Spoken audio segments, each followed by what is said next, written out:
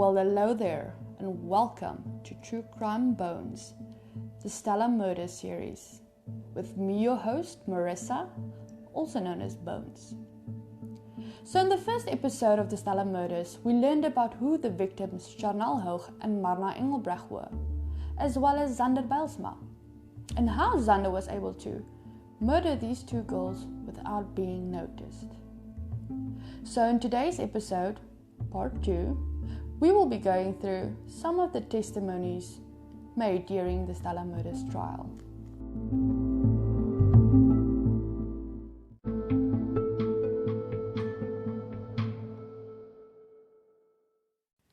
Okay, so obviously no one actually witnessed Xander commit these murders, but that doesn't mean other people's versions of what happened leading up to that night and that night itself should not be taken into account, as it can contradict the suspect's version of events and or basically be used as evidence against him in the future.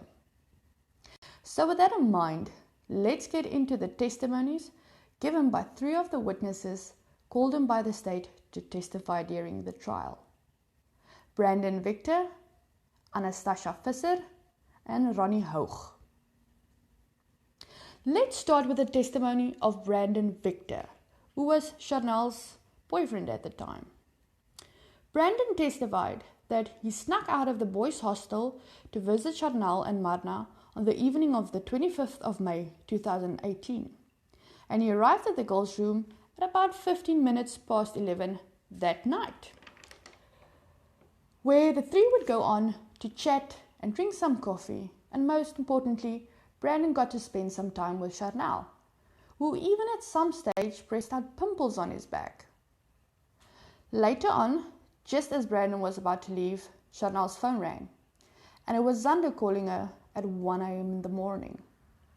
Charnel answered the call, but put the phone on loudspeaker so that both Brandon and Marna could hear what he was saying. The conversation started in a calming manner, with the polite-sounding Xander asking Charnel if he could come over and visit her.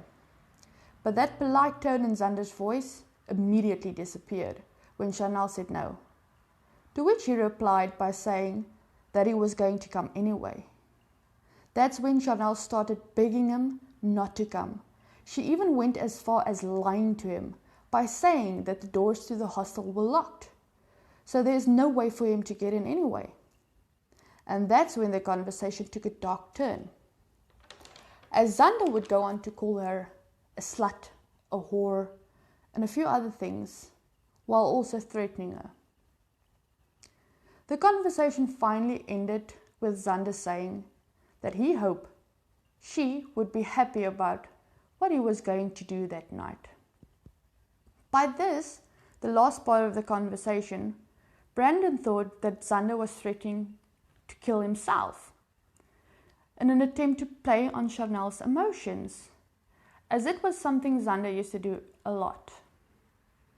After the phone call, Brandon could see that Charnel was very tense and upset about what just happened, so he offered to spend the night with them and sleep in their room.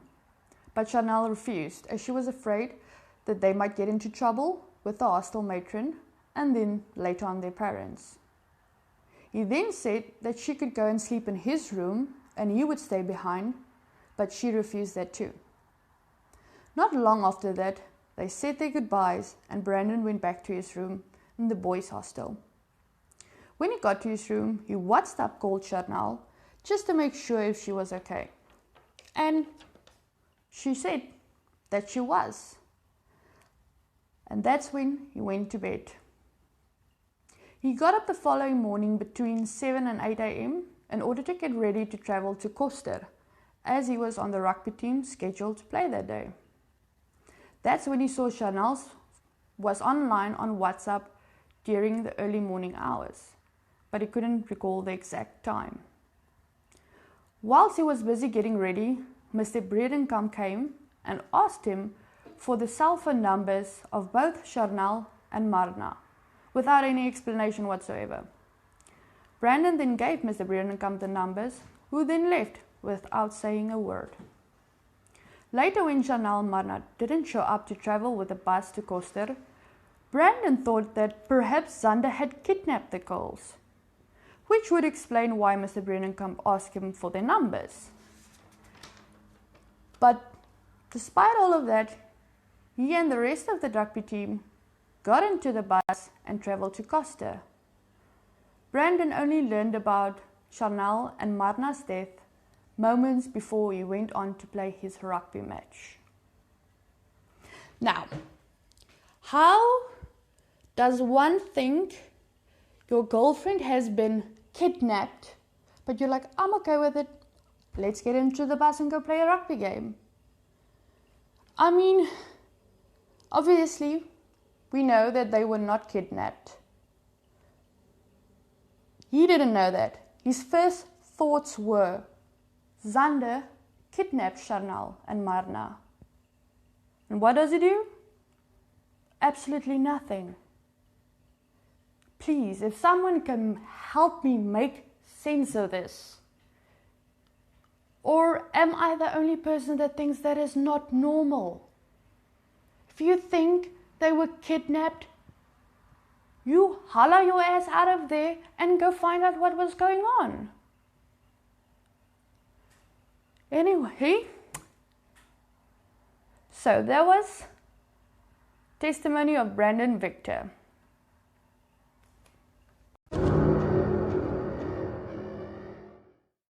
Now, the testimony of the then 19-year-old Anastasia Visser, who was a friend of Xander Bylsma. Anastasia testified that she met Xander in March of 2015, when they both attended the same fishing competition in Bloemhofdam, where they would go on to become friends. They stayed in contact with each other through the use of WhatsApp and Facebook after they initially met, but as time moved on, they started talking to each other less and less, until finally they stopped communicating at all. Even though Anastasia went to a different high school called Hoopstad Hoërskool, which was quite far from Stella Hoërskool, she and Charnel still ended up meeting each other. She and Charnel both played netball and were on their school's netball teams. So the first time they met was at a netball match where they both played representing each of their schools. They would go on to see and kind of hang out with each other a couple of times, but this was only when they were competing in netball matches. But they still did go on to occasionally communicate with each other through the use of WhatsApp. When Anastasia met Charnel, she already knew about her and Xander's relationship. In fact, Charnel would go on to confide in her about the struggles of her and Xander's relationship.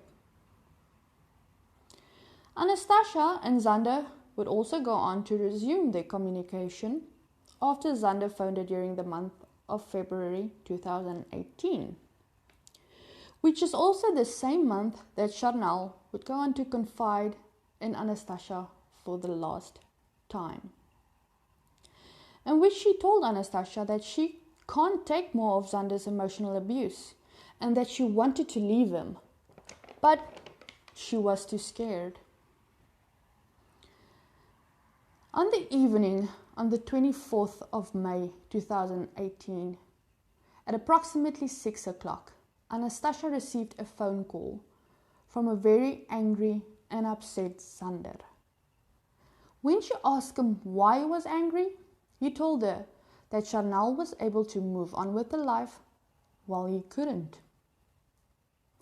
The phone call continued with Xander saying that Charnel was sending inappropriate half-naked photos of herself to Brandon Victor, while they, Xander and Charnel, were still in a relationship.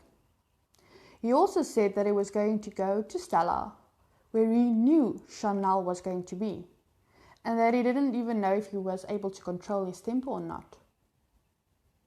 And then he said that he was going to make Charnel's life a living hell, to such an extent that she would kill herself. And after she committed suicide, he would then go to her father, Ronnie, and tell him that he, Xander, is the reason she took her own life. And then he would show her father the photos she took of herself and send to Brendan before ultimately leaving. After all of that, Anastasia responded by telling Xander that her favorite soapy had already started and she didn't want to miss a thing. So Xander should call her back later after she finished watching her soapy.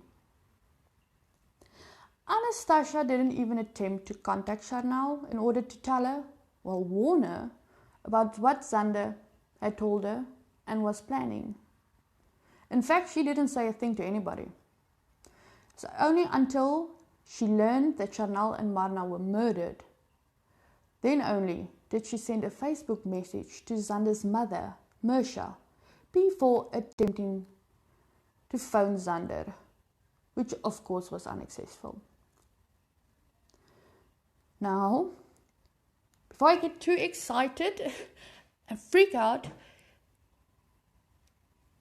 let's start with, firstly, a soapy, just in case, for those who didn't know, it's like those recurring shows that plays over and over.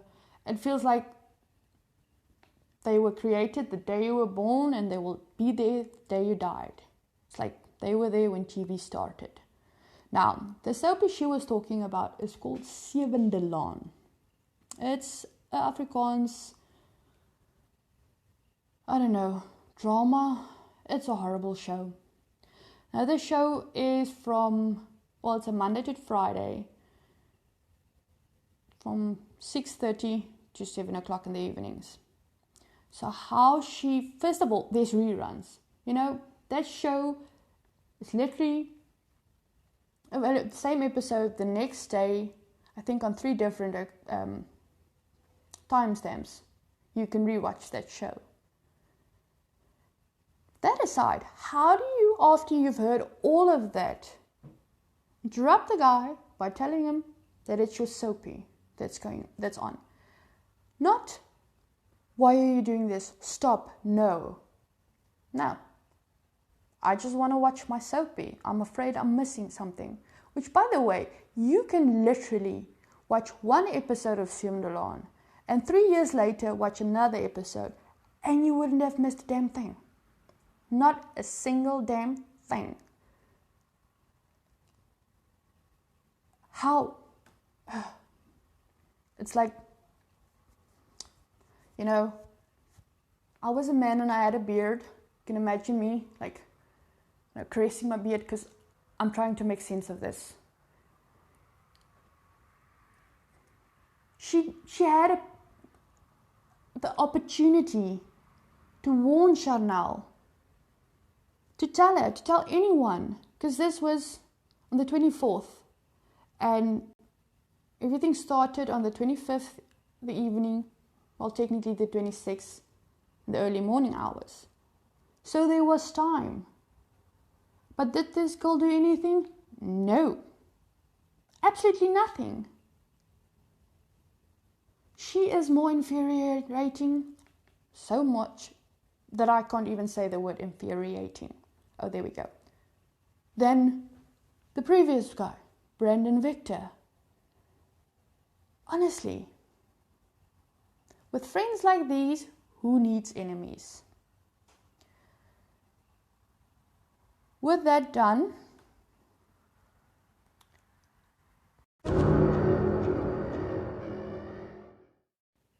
let's get into the testimony of Ronnie Hough, Charnel's father. Ronnie testified that on the morning of the 26th of May 2018, after he had just woken up at approximately 6 a.m., he noticed that he had 2 WhatsApp notifications that were from Charnel's phone. The first notification was for a photo that was sent from Charnel's WhatsApp to Ronnie's. The photo was that of Charnel, only wearing a bra, and it was sent at 3:45 a.m. that morning. The second notification was for a message They were sent at 4:17 a.m. that morning from Chanel's WhatsApp to Ronnie's. The message read, "Daddy, I'm sorry. Marna and I are leaving this place." He then phoned Chanel but got no answer, and then the same when he tried phoning Marna. He phoned both of them again, as well as one of their teachers, but still no answer. Ronnie then phoned the headmaster, who answered at 6:30 a.m. and told Ronnie that Chanel, his daughter, and Marna were dead and that they had committed suicide. Ronnie then phoned his brother Louis, who was closer to Stella Hoërskool, to go and see what was going on. After he spoke to his brother, he got into the bakkie. Now, bakkie is Afrikaans word we use to describe like a truck, just in case. So he got into his truck and drove to Stella Hoërskool. He arrived at the scene at approximately 7 a.m., just a few minutes after his brother. When Ronnie and his brother Louis were finally able to get into the girls' hostel, they saw that Chanel was still hanging from the staircase. That's when Ronnie held Chanel's lifeless body so that his brother can cut the rope that she was hanging from. Ronnie would also go on to say that Chanel would never send him half-naked pictures of herself, and that the style of wording of the message he received did not match at all the normal messages he usually got from Chanel, which is why he believed from the start that Chanel never sent him those messages, but that in fact someone else did.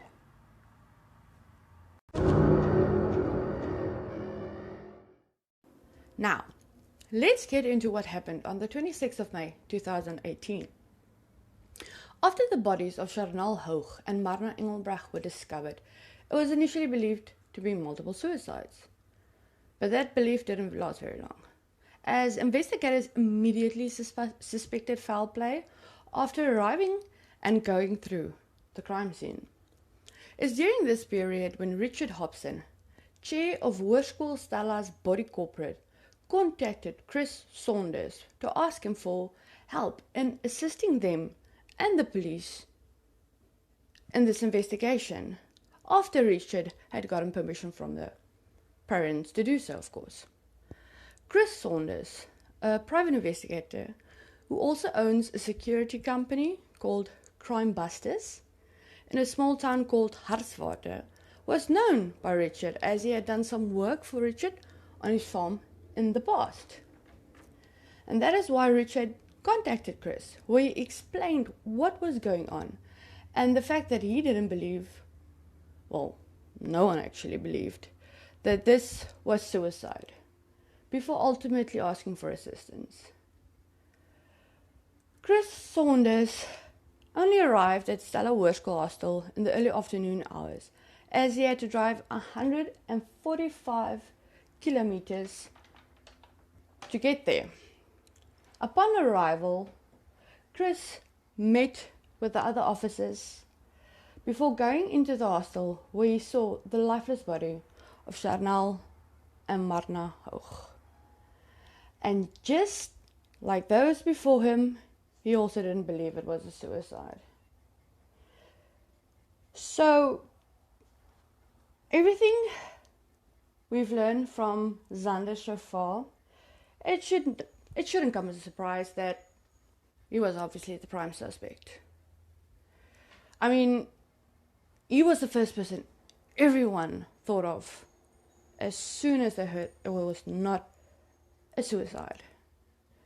That is why, after Chris Saunders talked to everyone on the scene, he went to Captain Iman, a member of the South African Police Service, and asked him, well, kind of told him, that he knew where Xander was and he wanted to go and talk to him. Captain Heman responded by saying that he has no problem with it and that Chris should go. So, with the permission of Captain Heman, Chris went and got into his vehicle and drove to Xander's father's farm, Father Monty's farm in Lona. When Chris arrived at the farm, he met Xander, his father Monty, and Stefans Engelbrach, Marna's father.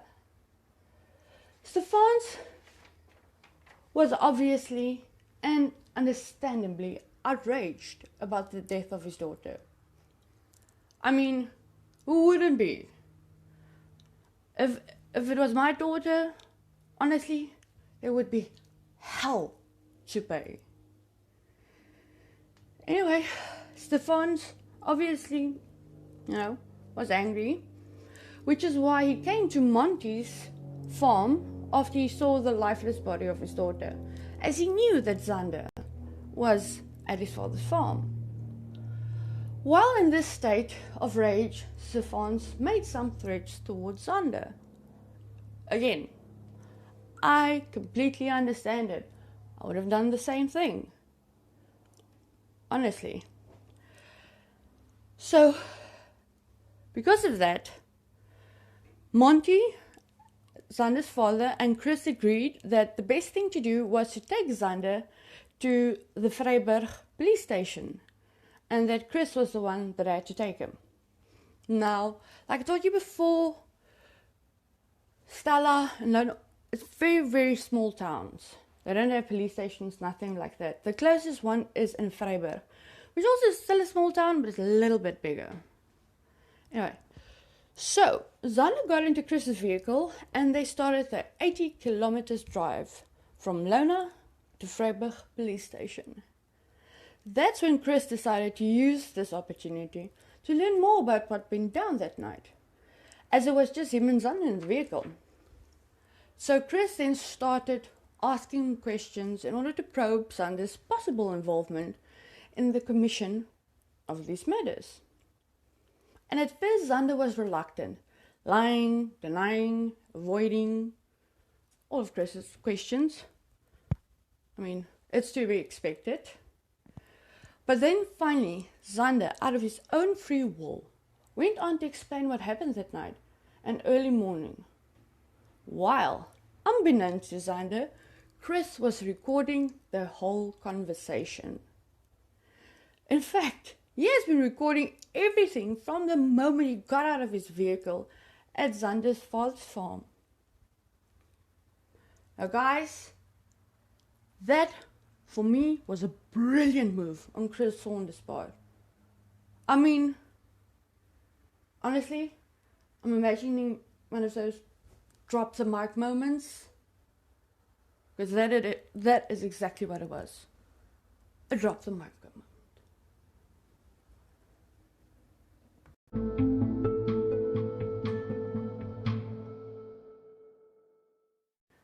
Well, we've gotten to the end of part 2 in the Stella murder series. Now I know in the first episode I said it will be a 3-part series, but I'm going to be honest with you guys, it's definitely not going to be a 3-part series. Maybe a 5, 6, I think, 6, 7 at the most. For me, I want to get every detail. Don't want to miss a single thing about this whole trial and everything that went down. And instead of making hours upon hours per episode, otherwise each episode would be like 2-3 hours, I'll do it, smaller versions. Also, I know I said in the previous episode that might hear from a confession, might not. Well, because I decided I'm going to do part the series in more parts, it will be in the next one. Or will it? I'm glad you guys have gotten to this, hopefully, if you're still listening. this part. Just so you know, for the next episode, we will be getting into what was said during that drive, that 80-kilometer drive between Xander and Chris. And also the recording. I can tell you guys now, unfortunately, I do have the recording. Unfortunately, it's horrible quality. That and the fact that it's Afrikaans. The whole case is actually Afrikaans. And for me, translating to English, it's okay. Afrikaans is my home language. But some things you just can't directly translate word for word from Afrikaans to English. Otherwise, it ain't gonna make sense. Not even a bit. But I do have the transcripts that was used in the court with the recording itself. So I'll be translating that. We will have that in the next episode. And a few more confessions, maybe, or maybe not. You know, let's keep that intention. Like, I want to keep that mystery. I want you guys to come back for more. Please come back for more. With that in mind, I would also just lastly want to give a big thanks to Gisela K. She is on Instagram under Gisela K and Grizzly Books. She's a writer, amazing writer, an amazing friend. If it was not for her, I wouldn't have started this podcast. I wouldn't even gotten past the first episode. Never mind to this part. She's the one that's been helping me from the start, encouraging me to do this, constantly telling me, you better do this. Because I had no hope, no self-esteem, nothing. Especially with my, amazing English skills when it comes to speaking. It's something I never would have thought I'd be able to do. But it's thanks to her. And every day, and every time I want to give up, she's the one standing there and be like, you've got this. So I just want to say thank you so much. And that is it, guys. Hope you enjoyed it.